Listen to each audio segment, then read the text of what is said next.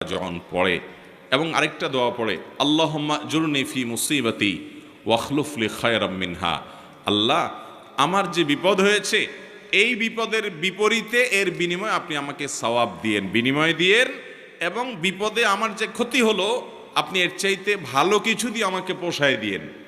এই দোয়া যদি কেউ পড়ে তো আল্লাহ রাব্বুল আলামিন তার ওই বিপদে যা ক্ষতি হবে তার থেকে বেশি দিয়ে তাকে অবশ্যই পুষিয়ে দিবেন।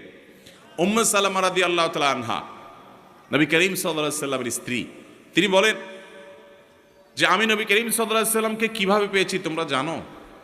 অদ্ভুত ঘটনা, শিক্ষা নেওয়ার মতো একটা ঘটনা। তিনি বলেছেন যে আমার স্বামী আবু সালামা যখন মারা গেলেন আমি খুব বেশি ব্যথিত হলাম, মর্মাহত হলাম যে একজন ভালো সঙ্গী হারালাম, স্বামীকে হারালাম।